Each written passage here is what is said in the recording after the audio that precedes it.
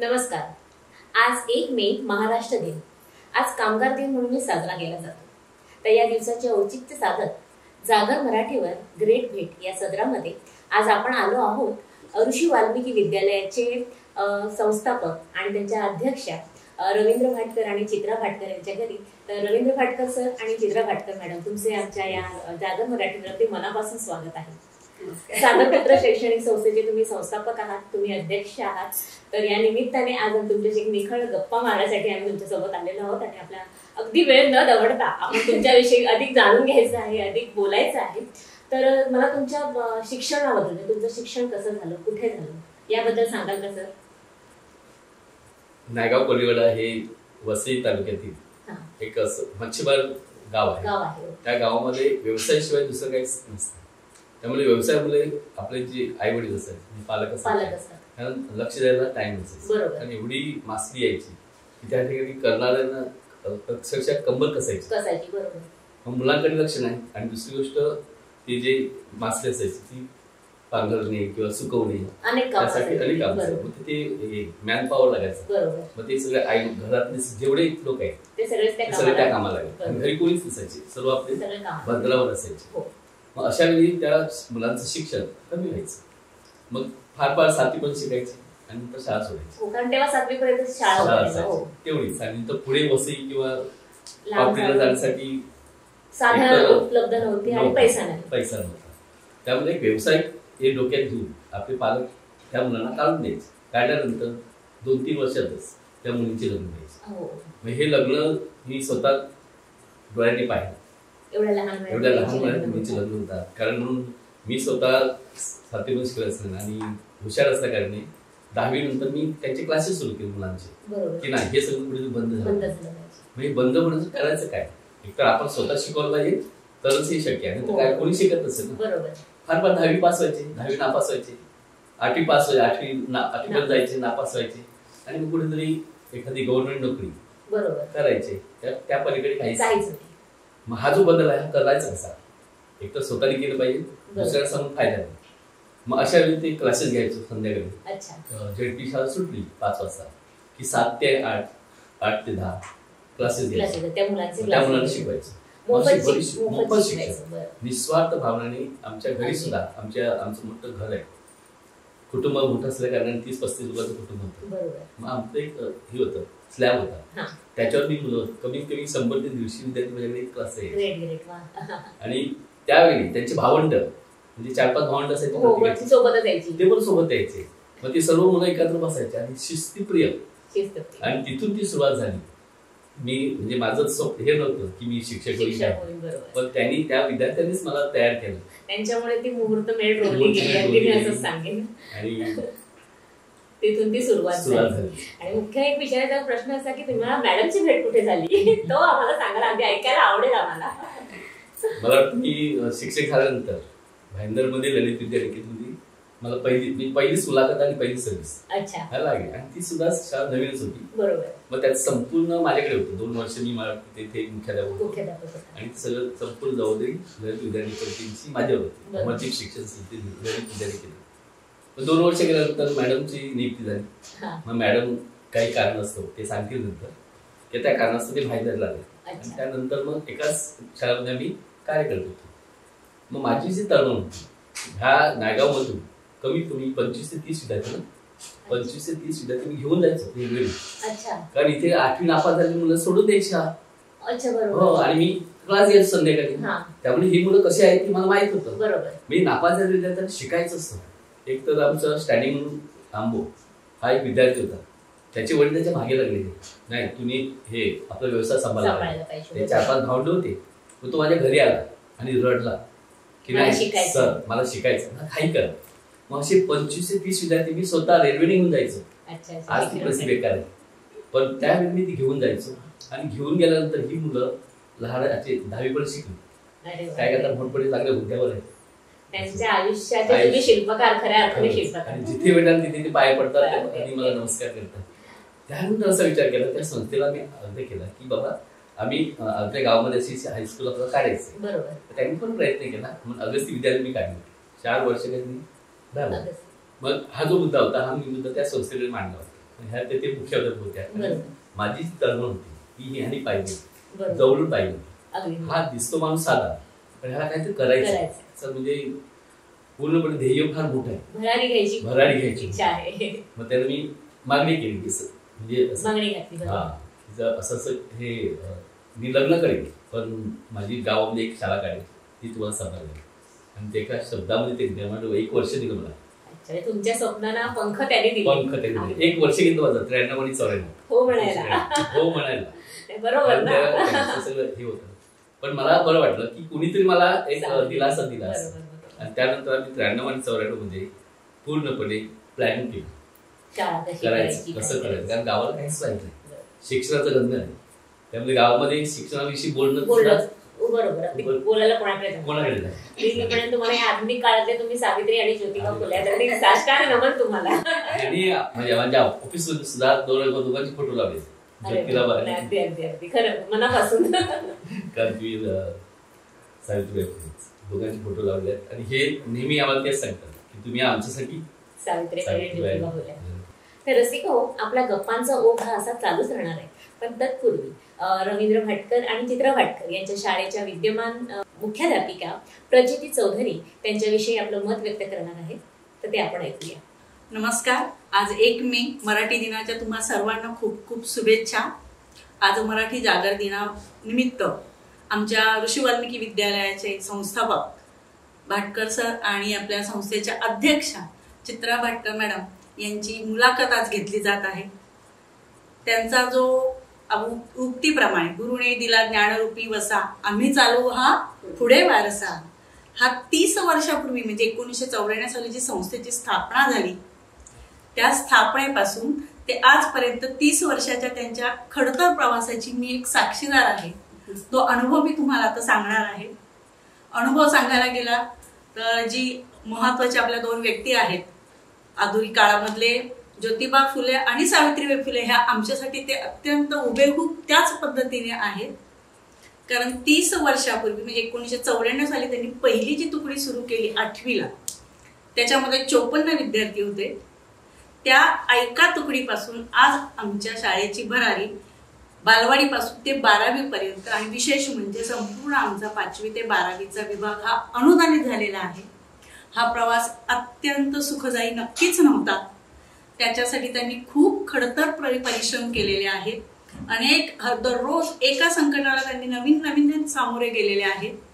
पण त्या संकटांना सामोरे जाताना त्यांची चिकाटी, दृढ निश्चय, आत्मविश्वास आणि महत्वाचं म्हणजे कोणत्याही संकटाला अगदी शांतपणे सामोरे जाण्याची जी वृत्ती आहे, समोरच्या माणसांना अगदी आपलंसं करून घ्यायचं मनमिळावू वृत्ती, या संपूर्ण गुणांमुळेच आज त्यांनी हा छानसा असा प्रगतीचा आलेख चढता केलेला आहे. आज आमच्या शाळेत जिथे 56 विद्यार्थी शिक्षण घेत होते, आज आमच्या विद्यालयामध्ये 35 शिक्षक आहेत आणि जवळजवळ 650 विद्यार्थी ज्ञानार्जन करत आहेत. हा जो संपूर्ण प्रगतीचा आढावा आहे हा फक्त श्री आणि सौ भाटकर दाम्पत्यामुळे आहे. आज आमच्या शाळेमध्ये अनेक प्रकारच्या परीक्षा, अनेक प्रकारचे उपक्रम की ज्यांचं संपूर्ण वसई तालुक्यामध्ये काय होत आहे, नाव होत आहे. आमचं विज्ञान प्रदर्शन म्हटलं की ऋषी वाल्मिकी पहिल्यांदा आहे.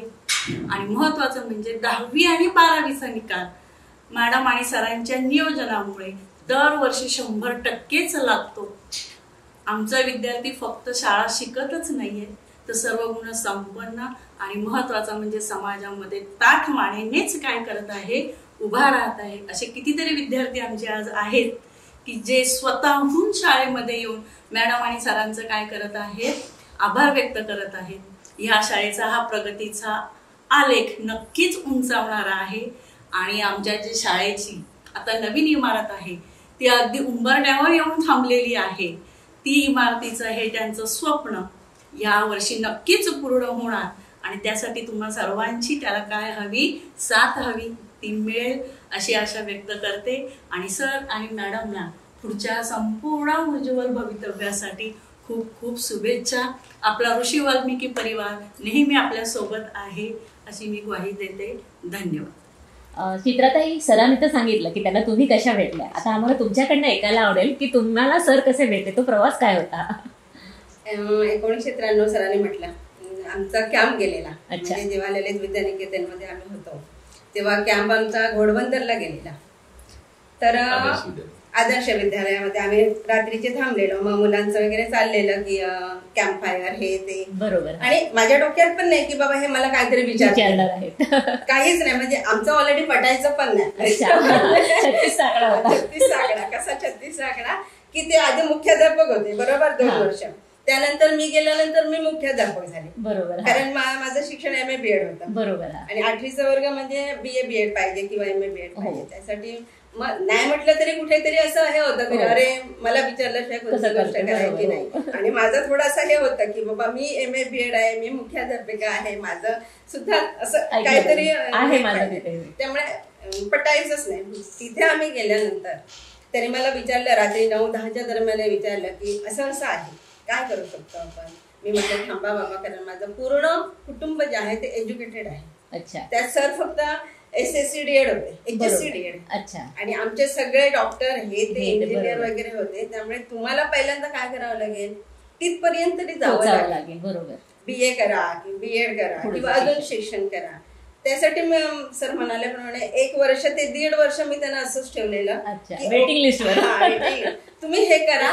कारण माझ्या माणसांचं सुद्धा मला काय करावं लागेल, मतपरिवर्तन करावं लागेल. कारण शेवटी गाव आहे सिंधुदुर्गातली मी. बरोबर. त्यामुळे तिकडे कसं जातीयता वगैरे आहे, पण त्यांना समजून देणं गरजेचं आहे. आणि मग हळूहळू आई वडिलांचं ताईचं परिवर्तन करून नंतर मग त्यांना मी खूप खूप दिवसांनी होकार दिला की बाबा ठीक आहे आपण करू शकतो. बरोबर.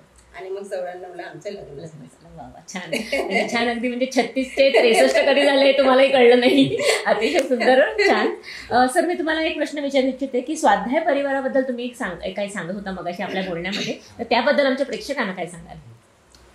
परमपूज्य पांडुशास्त्री आठवड्यांच्या प्रेरणेने स्वाध्याय परिवार हा आमच्या नायगाव गावात. आता नायगाव गाव तसं व्यसनाधीन होतं. बरोबर. शिक्षणाचा गंध नव्हता, अज्ञानता वाढलेली होती. पण जेव्हा आमच्या मादीबाई आमच्या गावात आले तेव्हा त्यांनी विचारलं की आपल्याला स्वाध्याय करायचं.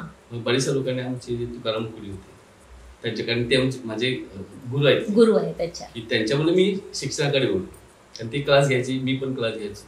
आणि त्यानंतर आम्ही बाल संस्था केंद्रावर त्यांनी आम्हाला घेतलं. महादेवाईंनी आम्हाला जे विचार दिले त्या विचारामुळे आम्ही गावोगावी फिरत गेलो, त्रिकाल संधी बोलत गेलो. आणि बाल संस्था केंद्र, महिला केंद्र हे सर्व मी करत असतो. आणि करता करता एक दिवशी महादेवाईंनीच मला विद्यापीठमध्ये माझी स्नातक म्हणून मला पाठवलं.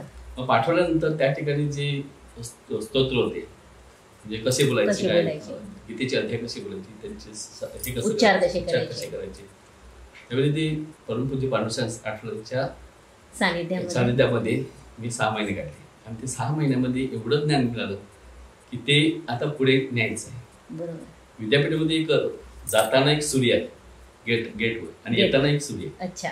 येताना सूर्य दाखवतो आणि जाताना तेजस्वी सूर्य असतो. बरोबर. तेजस्वी ह्याच्यामध्ये म्हणजे पूर्ण आपलं स्नातक हे पूर्ण झाल्यानंतर त्या ठिकाणी काहीतरी संकल्प करायचा असतो. आणि त्या संकल्पामध्ये मला शिक्षण हा घटक आहे. नाही तर मला बाहेर पडायचं आहे, मला गावासाठी माझ्या तालुक्यासाठी मला काय करायचं आहे. मग काय करणार, तर शिक्षण हा घटक माझ्या डोक्यात आला. आणि नंतर मी बाहेर पडलो.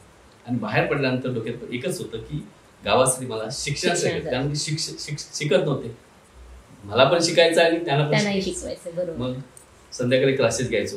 क्लासेस घेतल्यानंतर त्या ठिकाणी करता करता मला कॉल आला आणि मी टीचर झालो. आणि गावातले बरेचसे विद्यार्थी हे 8वी नंतर शाळा सोडायचे, नापासायचे.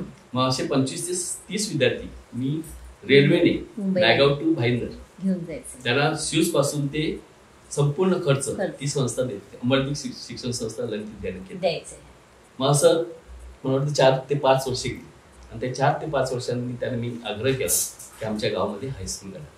मग हायस्कूल काढण्यासाठी त्यांनी सुरुवात केली. आम्ही अगस्ती विद्यालय सुरू केलं. त्यानंतर संस्थेत काय हे झालं आणि त्याने सांगितलं की आम्हाला जमणार नाही. मग मी आमची मॅडमची भेट झाली आणि मॅडमने सांगितलं की आपल्याला आता हायस्कूल काढायचं आहे. कारण गावाच्या भवितव्यासाठी जो मी संकल्प केलाय ते पूर्ण करण्याचं काम आता तुमच्याकडे आहे. आणि आमचं लग्न हे समूह लग्न झालं, स्वाध्याय परिवाराच्या समूह लग्नामध्ये अवघ्या 12,500 मध्ये लग्न केलं. आज लाखोनी खर्च करणारे जे बरोबर. आहे त्यांच्यासाठी तुम्ही एक उदाहरण आहात की नाही, एवढ्या ह्याच्यामध्ये उदाहरण आहोत. कमी आणि ह्याच्यात त्याच्यामध्ये काय झालं की तो पैसा आम्हाला निदान पुढच्या पिढीसाठी अगदी. की जी आम्ही शाळा उभी केली त्याच्यासाठी आणि नंतर मग ऋषी वाल्मिकी विद्यालयाचा त्याच्यासाठी निधी तो उपयोगाला आला. वा, छान, ग्रेट, अगदी सुरेख. असं तुमच्या नुकताच या विद्यालयाचा 30वा वर्धापन दिन साजरा झाला, तर त्यानिमित्ताने तुमचा एक खोडकर विद्यार्थी त्या कार्यक्रमाला आला होता, तर तो अनुभव आम्हाला ऐकायला आवडेल, ते प्रेक्षकांना नक्की सांगा. मला वाटतं देवेंद्र मुंबईकर म्हणून एक विद्यार्थी अच्छा. होता. तो 8वी मध्ये आमच्याकडे आला. 8वी मध्ये आल्यानंतर सर्व गावातील सर्व लोकांना माहित होता हा मुलगा कसा आहे. बरोबर. आणि खरोखरच तो एक एवढ्या शिव्या द्यायचा, हात लावला तर शिव्या द्यायचा. अच्छा. काचा फोडीन, कवळं फोडीन हे अशीच भाषा. शब्द फेमस असायची. टीचरांना आय लव्ह यू म्हणायचं, अगं बाई. पण जायचं म्हणजे एवढा खोडकर विद्यार्थी अच्छा. होता. मग पालकांनी आमच्याकडे हे केलं की नाही, हा विद्यार्थी जर तुम्ही ठेवलाच तर आमची मुलांनी काढणार. बरोबर. आणि पालकांचे अर्ज आल्यानंतर आम्ही विचार केला तर करायचं काय. मग त्या मुलाला 8वी 9वी पर्यंत आम्ही शिकवलं. त्यानंतर 10वी पर्यंत आम्ही त्याला दिलं. 6 महिन्यापर्यंत मला वाटतं चौधरी मॅडमने आणि त्याला स्वतः शिकवलं. शिकवल्यानंतर त्याच्यावर 6 महिने तो आलाच नाही शाळेत. त्यानंतर शिकवलं तो 10वीत बसला. 10वीत तो शाळेतून 3रा आला आणि इंग्लिश मध्ये फर्स्ट आला. Great great. तो मुलगा 13 वर्ष दिसलाच नाही. हो, नंतर पुढे 13 वर्षांनी आला आणि आमच्या ऑफिसवर उभा राहिला आणि म्हणतो मी आय कमिंग सर. हातात चॉकलेट होती. आल्यानंतर मी त्याला वर 10वी आणि 12वीची आमची सराव परीक्षा चालू होती. सराव परीक्षा चालू असताना त्यांनी कमी पाऊण तास इंग्लिशमध्ये भाषण केलं. ग्रेट. त्याच्यामध्ये एवढं सांगितलं त्यांनी की ही शाळा, हे टीचर आणि या मॅडम आणि सर जर नसते तर मी आज नायगावचा गुंड झाला असतो. आणि आज तो विद्यार्थी 30व्या वर्ष आमचं विद्यार्थी 30व्या वर्ष आम्ही साजरा केला. खास त्या कार्यक्रमासाठी ते दुबईवरून आले. ही खरी पोचपावती आहे तुमच्या कार्याची. अगदी अगदी सलाम तुमच्या कार्याला.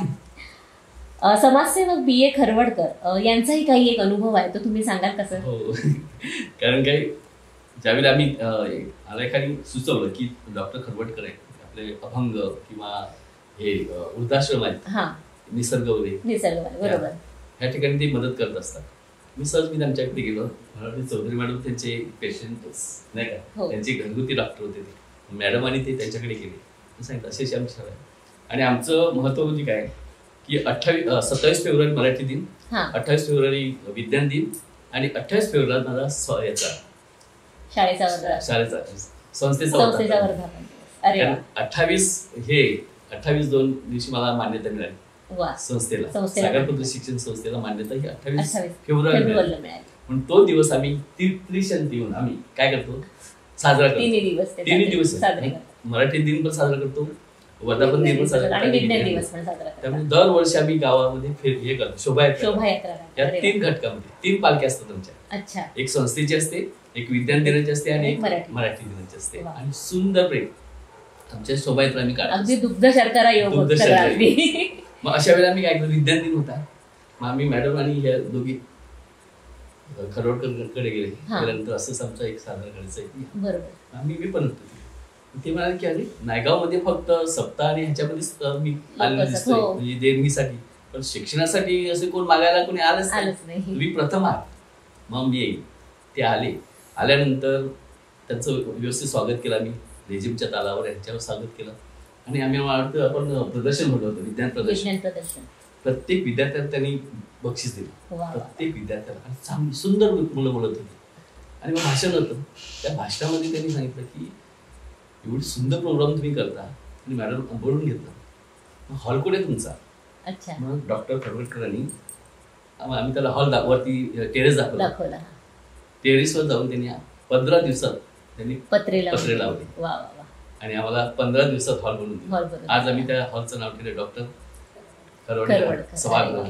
ग्रेट, खूप छान भेटण तुम्हाला. म्हणजे अक्षरशः त्यांची मायेची पाखरण तुमच्या डोक्यावर ठेवल्यासारखं. पत्रे नाही दिले, अगदी मायेची पाखरण दिली आहे.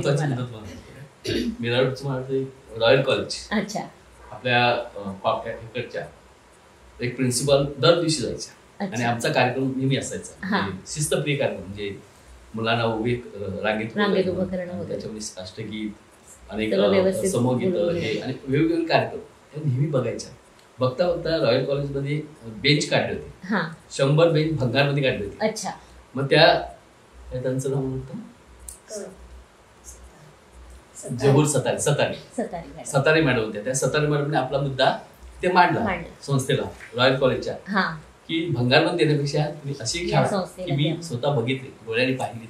मग ते आले मॅडमकडे आणि त्यांनी सांगितले की तुम्हाला बेंच द्यायचे. मॅडम मध्ये आमच्याकडे पैसा नाही, मग ही बेंच 100 बेंच घेणार कुठे, नाही का. तर नाही म्हणे, निस्वार्थ हे विदाउट पे ही संस्था तुम्हाला देणार. आणि 3 ट्रक म्हणून त्यांनी बेंच पाडलं. आज सुद्धा बेंच आमचे डॉक्टर खरोडकरनी दिलेल्या हॉलमध्ये आहे. तुम्ही एखादं कार्य, उत्तमाचं कार्य करता आहात, त्याला दैवाने चारी बाजूने तुम्हाला अगदी हात दिले आहेत अक्षरशः. सांगतात ना, जब दंत न थे तो दूध दिया, जब दंत न थे तो दूध दिया, जब दंत दिए तो अन्न क्यों नाही. बरोबर, अगदी अगदी खरं आहे, अगदी खरं आहे. आपल्या संस्थेच्या माध्यमातून नेमके कसे काम केले जाते याबद्दल काय सांगाल. निस्वार्थपणे आम्ही काम केलं, कारण निस्वार्थपणे होता म्हणून आम्ही 30 वर्ष काढली. अगदी अगदी. बऱ्याचशा संस्थेच्या पण बघत असतो की उलाढाल होते आणि त्यानंतर मग लोकांचा दृष्टिकोन बदलतो, व्यवहार आला की सगळंच बदलून जातं.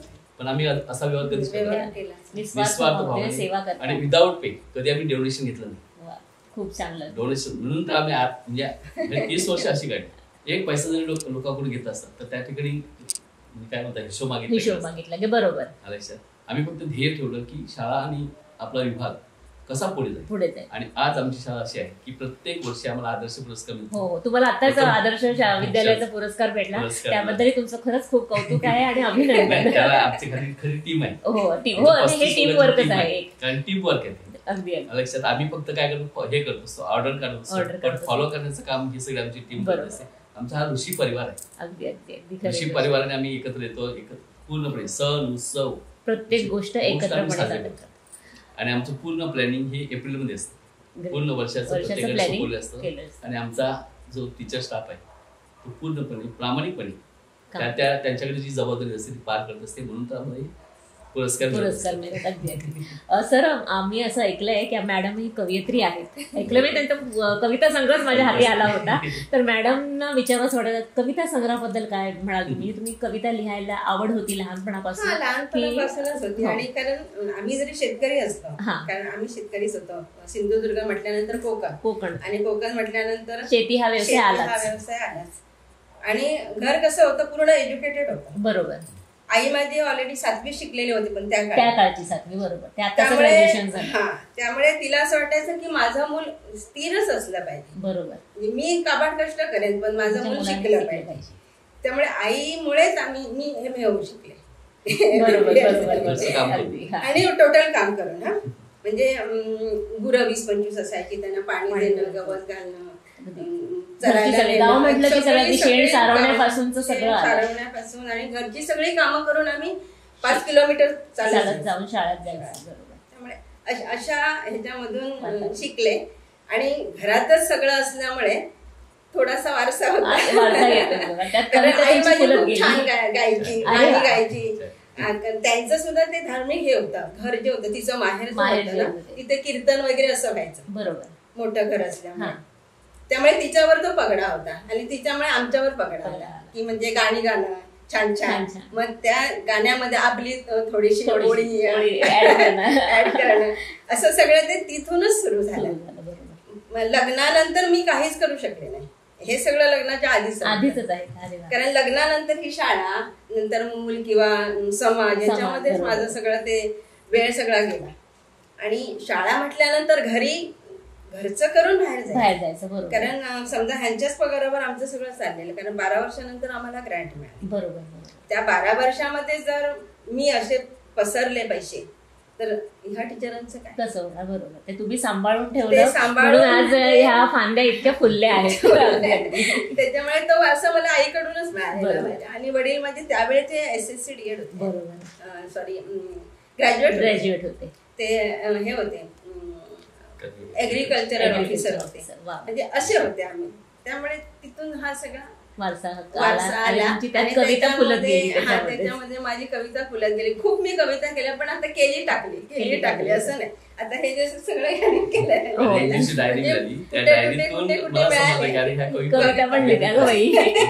कशी प्रकाशित आणायची,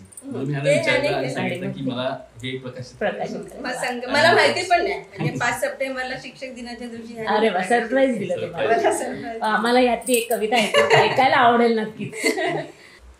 ही कविता जी आहे ना ती मुळातच रक्तच कोकणी. अच्छा, बरोबर. सिंधुदुर्ग नसा कोकणच भरलंय. त्यामुळे अजूनही इथे मी तशी रुळलेली नाहीये. आता किती वर्ष झाली, 34 वर्ष मला झाली, पण ती जी नाळ आहे ना ती तिथेच आहे. गाव अजूनही साथ घालतं. गाव अजूनही साथ घालतं. तीच माझी सय नावाची कविता. निसर्गाच्या कोकणात माझे गावती सुंदर, झाडा झुडपात आहे माझे लपलेले घर. माझ्या चिरेबंदी घरामध्ये राहतात आई आबा. वडिलांना मी आबा म्हणायचे. त्यांना टाकून या सारे जाते स्वागताच्या मागे. म्हणजे आम्ही सगळे चारीच्या चारी भावंड नोकरीच्या निमित्ताने बाहेर, फक्त घरामध्ये 2 जण राहिले. क्षणाक्षणात येते त्यांची वेळी आठवण, मन ओढून या नेते माझ्या आई बाबांकडे. अगदी भरून आले तुम्हाला. त्यांच्यासाठी जीव माझा, जीव तिळ तिळ तुटे, काय करू समजे ना भीती समाजाची वाटे.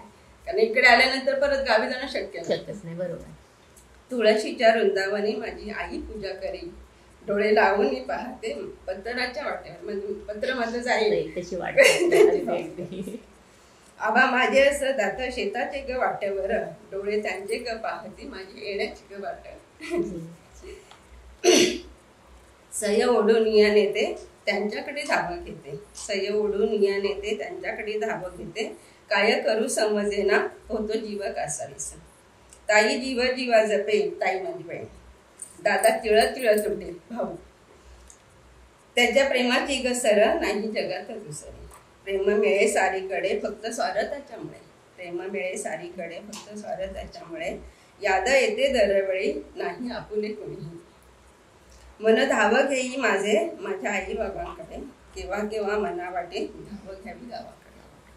माझे आई बाबा दोन्ही देती प्रेम ठाई ठाई, त्याच्या फक्त प्रेमापोटी सारी दुःख संपतात. खूप खूप छान. तुम्ही भलेही गाव सोडून आईला सोडून इथे आला असाल, तुमची आई सुटली आहे, पण तुम्ही हजारो मुलांची आज आई झाला आहात. या मोठ्या कार्यासाठी तुम्ही तिथून आला आहात हे तुम्ही फक्त लक्षात घ्या. तुम्ही तुटला नाही, तुम्ही कोणासाठी तरी इथे आला आहात आणि कितीतरी मुलांचं कितीतरी मुलींचं आयुष्य तुम्ही पण हे केलं, म्हणजे त्यांच्या आयुष्याचं सोनं केलं आहे. त्यासाठी आहे म्हणजे सगळ्यांना जाणीव आहे. मुलांना तर आहे, माझ्या टीचरांना आहे अगदी की मॅडम होत्या म्हणून आम्ही इथे टिकू शकलो. जेव्हा जेव्हा हे लोक आले ते मला कधीही सोडून गेलेले आहेत. हेच तर आहे ना मोठं, तुमच्या स्वभावामुळे सगळ्या तुम्हाला तुम्ही आपलंसं करून घेतात. पहिल्यांदा मी गेलो ना कोकणामध्ये, त्यावेळी ते गाणं असायचं म्हणजे गोवाला कोकणात गोमू माहेरला येते नाखवा, गोवाला कोकण दाखव. गो म्हणजे हे वाक्य त्यावेळी मी आपल्या बसमध्ये ऐकलेलं होतं. म्हणजे खरोखरच हे जे आमचं जॉईंट आहे ते भगवंताने जोड्या भगवंत बनवतो. पुढल्या एका कार्यासाठी त्यांनी तुमची निवड केली हेच खूप मोठं आहे आणि खूप मोलाचं कार्य करताय तुम्ही. आपला गप्पा छान रंगत चालल्या आहेत, मस्त. अगदी संपाला असं वाटतच नाही, पण तरीही वेळेची मर्यादा ही आपल्याकडे असतेच. तर या गप्पांमध्ये आमच्या जागर मराठीचे संस्थापक आहेत, संपादक आहेत संतोष कुमार गायकवाड. हे तुमच्याविषयी काही मत व्यक्त करणार आहेत, तुमच्याविषयी बोलणार, अगदी भरभरून बोलणार आहेत, तर आपण त्यांना ऐकूया. नमस्कार मंडळी, मी संतोष गायकवाड जागर मराठी चॅनलवर तुमचं स्वागत करतो. मित्रांनो, आताची मुलाखत आपण पाहत आहेत रवींद्र भाटकर आणि चित्रा भाटकर यांची. या दाम्पत्यानं ऋषी वाल्मिकी विद्यालय तसेच सागरपुत्र शैक्षणिक संस्थेसाठी जी केलेली मेहनत आहे आपण पाहत आहेत. मला तर हा प्रश्न पडतो की आपण देव माणसं कधी पाहिलेली आहेत का, ज्या माणसांनी गोरगरीब लोकांसाठी, आदिवासी कोळी बांधवांसाठी शिक्षण संस्था उभी केली आणि शून्यातून आज जे काही विश्व निर्माण केलेला आहे, हा प्रवास आपल्या सर्वांना खूप खूप प्रेरणादायी राहील. आणि जागर मराठी चॅनल अशा लोकांच्या शोधात असतं की त्यांना समाजासमोर घेऊन यावं. आणि रवींद्र भाटकरांबद्दल काय सांगावं, म्हणजे स्वाध्याय परिवार, साक्षात पांडुरंग शास्त्री आठवले यांचा स्नेह, आणि स्नातक म्हणून तिथे 6 महिने राहिलेले आहेत. आणि अशी माणसं मग समाजात नेहमीच चांगलं पसरवणार, समाजासाठी चांगलं कार्य करणार. भाटकर साहेब आणि चित्रताई, तुमचं खूप खूप तुमच्या पुढील कार्यासाठी शुभेच्छा आणि भविष्यात खूप छान संस्थेचं भविष्य आहे, एवढं मी खात्रीशीर सांगतो. धन्यवाद. झेप घे युवका, दिशा तुला शरण येते, असे बाबा आमटे म्हणायचे. आणि हे वाक्य तुमच्या बाबतीमध्ये अक्षरशः खरं म्हणजे मला अगदी लागू पडतंय. कारण तुम्ही दोघांचा जो प्रवास आहे, मुलांसाठीची धडपड आहे, मुलांच्या आयुष्यामध्ये त्यांना घडवण्यामध्ये जो तुमचा मोलाचा वाटा आहे, त्यासाठी माझा तुम्हाला अक्षरशः साष्टांग नमस्कार आहे. आणि या तुमच्या कार्याला माझ्या मनापासून शुभेच्छा आहे. तुम्ही तुमच्या वेळात वेळ काढून जागर मराठीला तुमची मुलाखत दिली, आमच्याशी गप्पा मारलात, तुमच्या प्रवासाबद्दल आम्हाला उलगडून सांगितलं, त्याबद्दल मी तुमचे अगदी मनापासून आभार मानते. जागर मराठीतर्फे आमची ही मुलाखत घेत आहे त्याबद्दल आपल्या सर्व मान्यवरांचं म्हणा किंवा तुमच्या टीमचं मनापासून आभार आणि अभिनंदन.